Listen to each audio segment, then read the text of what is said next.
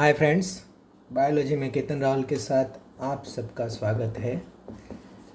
और आज जो हम पॉइंट पढ़ने जा रहे हैं वो क्या है? ट्रांसप्लांट क्या होता है ट्रांसप्लांट? अब देखो, आपकी बुक्स में जो ट्रांसप्लांट दिया है वो इसी पॉइंट में जहाँ एक्वायर्ड इम्यूनिटी दी है वहाँ ही सीधा सीधा ट्रांसप्लांट दिया है। सबसे पहले हम बुक का ट्रांसप्लांट दे देंगे कि वहाँ से क्या है, और वहाँ जो चीज़ें हैं वो हम इसमें ज़्यादा आगे जाएंगे, देखेंगे कि बुक में क्या दिया है ट्रांसप्लांट का, किस तरह से इन लोगों ने जो है वो ट्रांसप्लांट दिया है। तो क्या है, हमें पता चले कि किस तरह से वहाँ से आगे बढ़ना है। देखो बुक में क्या दिया है। Very often when some human organs like heart, eye, liver, kidney fail to function satisfactorily, transplantation is the only remedy to enable the patient to live normal life. अगर हार्ट जो है, किडनी जो है वो फंक्शन होना fail हो जाएंगे तो ट्रांसप्लांटेशन हमारे लिए जो है ओनली रेमेडी रहती है, जो हमें नॉर्मल लाइफ लीड करने के लिए हेल्प करेगी। Then a search begins to find a suitable donor. Why is that the organs cannot be taken from just anybody? सबसे पहले तो ये क्वेश्चन हो गया। तो अगर हार्ट या किडनी या आपका कुछ भी फेल हो गया है तो हो सकता है कि दूसरे का हार्ट या किडनी आपके अंदर चल जाए। तो वहाँ इन्होंने कहा कि एनीबडी से क्यों नहीं। Why is that organs can not be taken from any body, मतलब क्यों जो है ऑर्गन किसी के भी पास से नहीं लिए जा सकते। एक तो ये क्वेश्चन हो गया। What is it that doctor check क्या करते हैं कि भाई चेक करना पड़ेगा आपका, बराबर। ग्राफ्ट्स मतलब कोई एक ऑर्गन उठा के दूसरे ऑर्गन में दूसरे की बॉडी में डालना, मतलब graft. From just any source, an animal, another primate or any human, primate क्या है, phylum है, और any human beings cannot be made since the grafts would be rejected sooner or later। मतलब ऐसा नहीं कि आपका हार्ट बंद हो गया और उठा कुत्ते का हार्ट डाल दिया, तो ऐसा नहीं हो सकता, बराबर। अब देखो इसमें क्या क्या करना पड़ता है। देखो ब्लड ग्रुप मैचिंग तो ठीक है, वो तो आप चलो समझ जाओगे कि ब्लड ग्रुप मैचिंग भी करते हैं, तो blood group matching is okay thing. पर यहाँ पे एनसीईआरटी में एक चीज़ दे के बहुत बड़ा प्रॉब्लम कर दिया। उन्होंने क्या दिया है, टिश्यू मैचिंग। देखो इन्होंने क्या बोला है कि tissue matching, blood group matching are essential before undertaking any graft. तो दो चीज़ें हमें चेक करनी पड़ेगी। उन्होंने कहा कि क्यों सब के लिए नहीं होता, नहीं वो तो टिश्यू मैचिंग होता है, एंड देन क्या होता है, ब्लड ग्रुप मैचिंग। अब ब्लड ग्रुप का तो पूरा हम चीज़ पढ़ गए हैं। ब्लड ग्रुप के ऊपर क्या होता है, एंटीजन होता है वहाँ पे। तो एंटीजन से हमें पता चलता है कि ए एंटीजन है कि बी एंटीजन, तो आपका एक ब्लड है या बी ब्लड है। अब ये एंटीजन जाएगा, ये वाला एंटीजन किसी और के बॉडी में चला गया, बॉडी को पता चल जाएगा कि दूसरा आया, तो ये एंटीबॉडी उसको घेर लेगी और मार डालेगी, चीज़ें ख़त्म। तो यहाँ पे ब्लड ग्रुप दिस पेशेंट है टू टेकन। अब दूसरी बात, पेशेंट को इसके बाद इम्यूनो सप्रेशेंट भी लेने पड़ेंगे। तो इम्यूनो सप्रेशेंट क्यों लेंगे, जैसे कि ए नेगेटिव ब्लड है और मैं ए नेगेटिव का ही लेता हूँ, किडनी या लीवर या कुछ भी, तो मुझे इम्यूनो सप्रेशेंट एक तो क्यों लेने पड़ेंगे। इम्यूनो सप्रेशेंट मतलब क्या है, इम्यून सिस्टम को सप्रेस करने की दवाइयाँ, इम्यूनो सप्रेसेंट। ये टॉपिक अच्छे से समझना, थोड़ा अच्छा टॉपिक है, बराबर। इम्यूनो सप्रेशेंट का क्या मतलब है, इम्यून सिस्टम को सप्रेस करने की दवाइयाँ।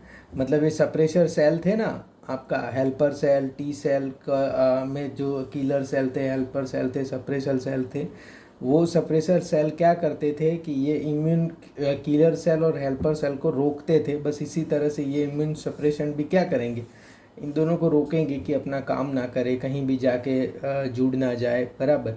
तो ये सब चीज़ें करेंगे। क्यों करेंगे? क्योंकि आपकी बॉडी में एक बाहर का ऑर्गन है और ये जाके अगर इसके सेल मेम्ब्रेन के ऊपर चिपक गए और इसको तोड़ दिया तो प्रॉब्लम हो जाएगा। तो इसलिए कौन सी दवाइयाँ देते हैं? इम्यूनोसप्रेशन देते हैं। All her life the body is able to differentiate self and non self and the sad. देखो ये तो पूछेंगे ही पूछेंगे कि कौन सी इम्यूनिटी रिस्पॉन्सिबल है ग्राफ्ट रिजेक्शन के लिए, बराबर। तो ये है cell mediated immune response. Most time पे याद रखना, able to differentiate self and non self. Body को हमारा सेल्फ एंड नॉन सेल्फ अच्छे से पता चलता है। And the cell mediated immune response is responsible for the graft rejection. ये मोस्ट टाइम पे पूछेंगे। देखो आपको सेल मेडिएटेड और एंटीबॉडी मेडिएटेड, तो कौन सा जो है वो सेल मेडिएटेड इम्यून रिस्पॉन्स जो है वो ग्राफ्ट रिजेक्शन के लिए रिस्पॉन्सिबल है। तो और तो सारी जो चीज़ें हैं वो आपको समझ में आ गई होगी, पर एक चीज़ समझ में नहीं आएंगी, वो है टिश्यू मैचिंग।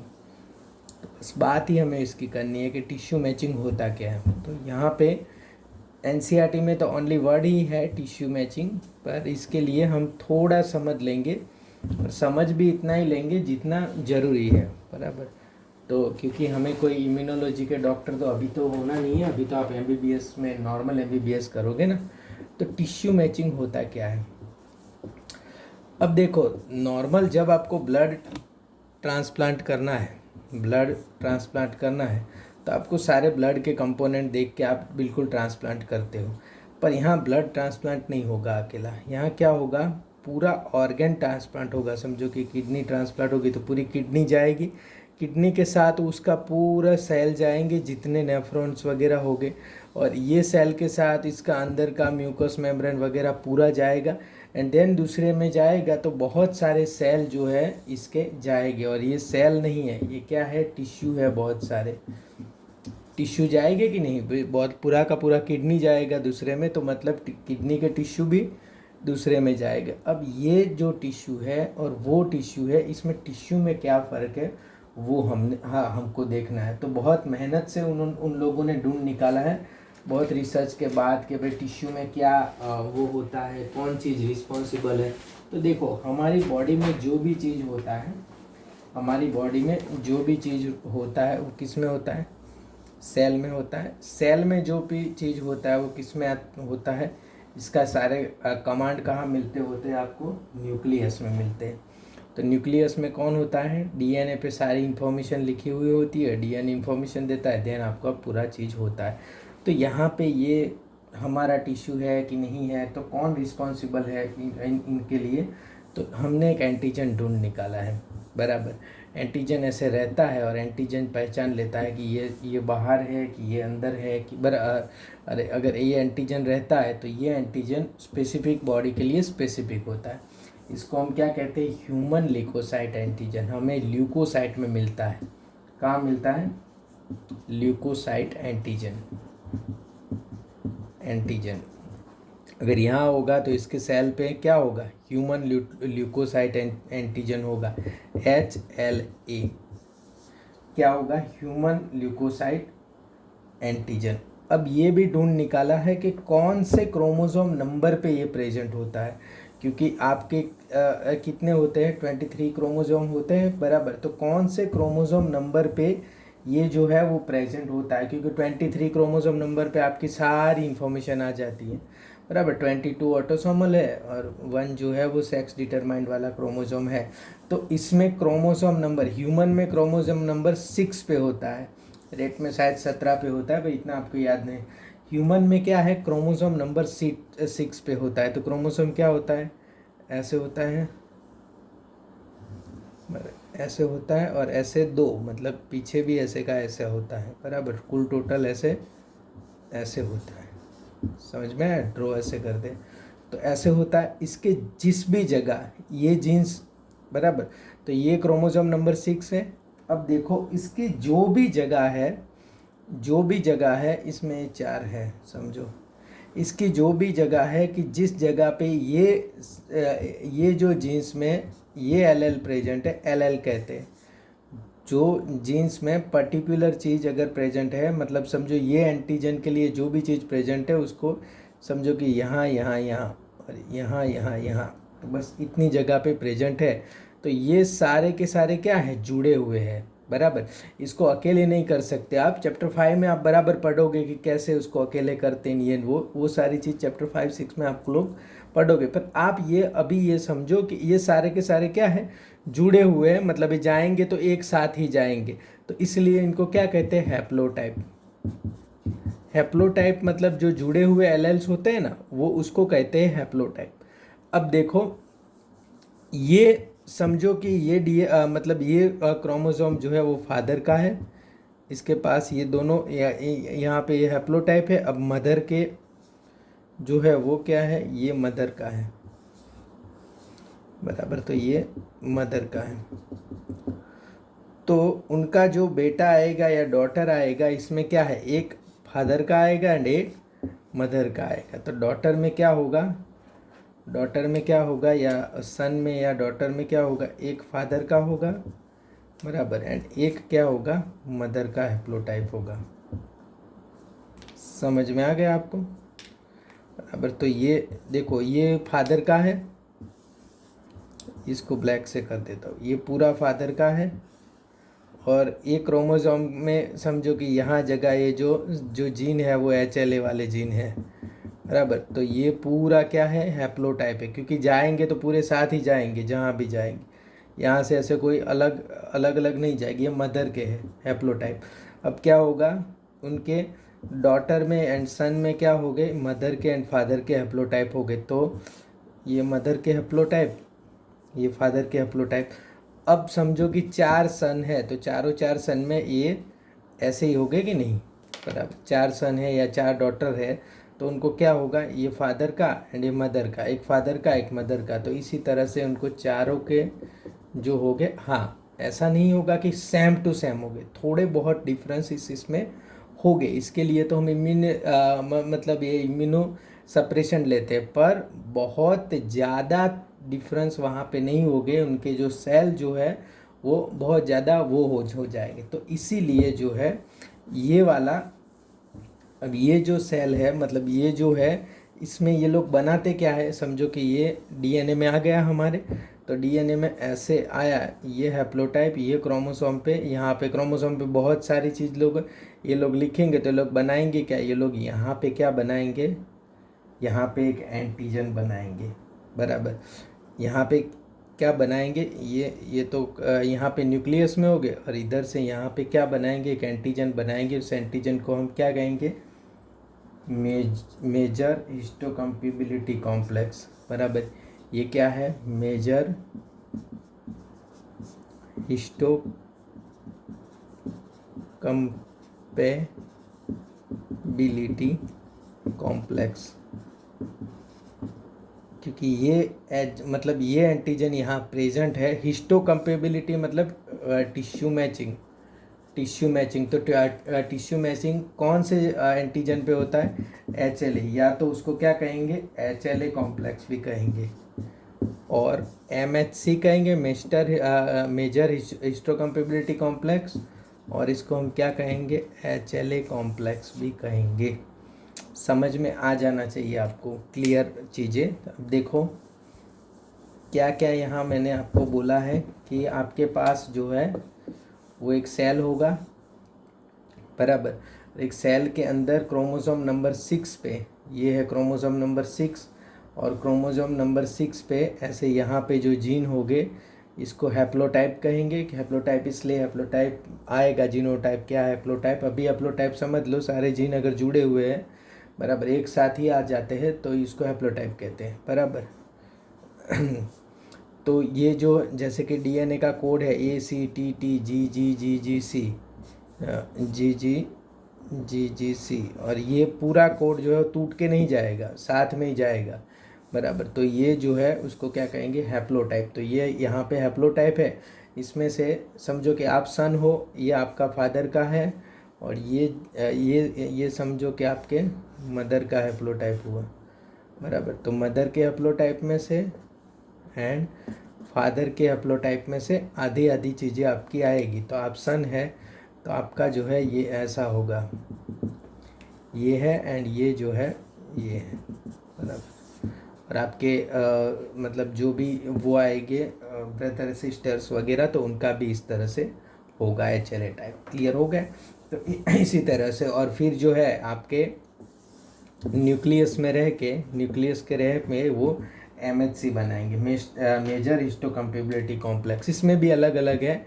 अगर MHC1 होगा बराबर तो ये सारे सेल में प्रेजेंट है। RBC में ये नहीं होता, एक्सेप्ट RBC, ये याद रखना, RBC इसमें नहीं होता MHC प्रेजेंट। और MHC2 जो है वो तो एंटीजन प्रेजेंटिंग सेल, मतलब मैक्रोफेज है, बीटा सेल्स है बराबर, इन सब में ये MHC2 होगा। पर आपको ये MHC1 एंड MHC2 तक जाने की कोई ज़रूरत नहीं। मेजर हिस्टोकम्पेबिलिटी कॉम्प्लेक्स आपको याद रखना है, HLA आपको याद रखना है, क्रोमोसोम नंबर 6 से याद रखना है, और हैप्लोटाइप जो है वो क्रोमोसोम नंबर 6 पे होते हैं इस तरह के। तो आपको पता चल गया कि किस तरह से मदर एंड फादर दोनों के टिश्यू कंपेबिलिटी यहाँ पे प्रेजेंट। तो इसलिए जब भी हम जाते हैं कि भाई डोनर जो होना चाहिए वो आपके सगे में होना चाहिए, क्योंकि HLA सिस्टम जो है ये थोड़ा अच्छा आएगा। तो या तो हो सके तो आपका अगर ब्रदर सिस्टर ये सब हो तो ज़्यादा रहता है, सिबलिंग्स हो तो ज़्यादा अच्छा रहता है। अब type of tissue grafting, type of tissue grafting या ऑर्गन ग्राफ्टिंग। सबसे पहला जो है उसको कहते हैं ऑटोग्राफ्ट।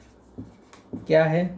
ऑटोग्राफ्ट। अब ऑटोग्राफ्ट में क्या होता है, एक बॉडी के पार्ट्स में से दूसरे समझो कि हम अगर प्लास्टिक सर्जरी करवानी है तो पैर में से जो है वो थोड़ा फैट लेके मैंने ऊपर लगा दिया, या मुंह का फ्लैट निकाल दिया, या कोई भी ऐसी चीज़ की, तो उसको क्या कहते हैं? ऑटोग्राफ्ट कहते हैं। वन बॉडी पार्ट में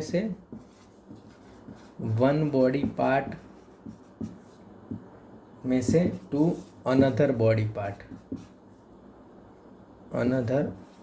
पार्ट, मतलब इंडिविजुअल जो है वो सेम है, इसका एक बॉडी पार्ट में से दूसरे बॉडी पार्ट में चीज़ें जो जाती हैं। सेकंड जो है उसको कहते हैं आइसोग्राफ्ट। क्या है? ऑटोग्राफ्ट। एंड सेकंड जो है वो क्या है? आइसोग्राफ्ट। इसमें क्या है? Transplantation of tissue between the individual of same genetic constitution. अब देखो आइसोग्राफ्ट कहाँ होता है? ये बराबर याद रखना, सेम जीनेटिक कॉन्स्टिट्यूशन।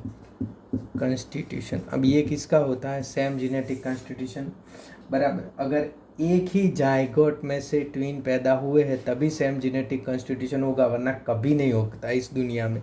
एक जायगोट में से अगर दो पैदा हुए हैं तो वो सेम जीनेटिक कॉन्स्टिट्यूशन वाला होगा। तो मोनोजाइगोटिक ट्विंस बराबर, आइडेंटिकल ट्विंस याद रखना, आइडेंटिकल ट्विंस और मोनोजाइगोटिक ट्विंस या आइडेंटिकल ट्विंस, इनमें जो है वो आइसोग्राफ्ट होगा। तो ऑटोग्राफ्ट मतलब एक बॉडी के पार्ट में से दूसरे बॉडी के पार्ट में हमारी बॉडी का आइसोग्राफ्ट जो है उसको क्या कहते हैं? वो मोनोजाइगोटिक ट्विंस। ये दोनों जो है वो बहुत रेयर केस में ऐसे मिल जाते हैं आइसोग्राफ्ट वाले। अब देखो होमो और allograft.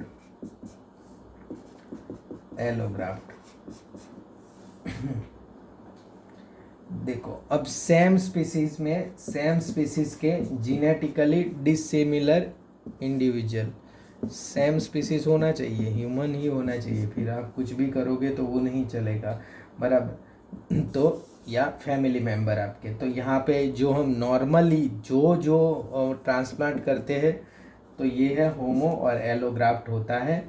Genetically dissimilar, genetically similar नहीं होते ये, dissimilar of the same species. एक ही स्पीसीज का जीनेटिकली डिसिमिलर जो होते हैं वहाँ पे जो होता है वो क्या है? होमो और एलोग्राफ्ट होता है। अब जो है हिटरो है और xenograph, मतलब tissue grafting between organism of different species, बराबर डिफरेंट स्पीसीज का अगर करेंगे, अगर कोई बिल्ली का उठा के किसी और में डाल दिया, कुत्ते में डाल दिया, कुत्ते का उठा के हमारे में डाल दिया, तो ऐसे, तो इतने 4 टाइप के हो गए। ऑटोग्राफ्ट मतलब सेम टाइप में, आइसोग्राफ्ट मतलब आइडेंटिकल ट्विन, और यहाँ पे वर्ड याद रखना है, सेम जीनेटिक कॉन्स्टिट्यूशन होना चाहिए।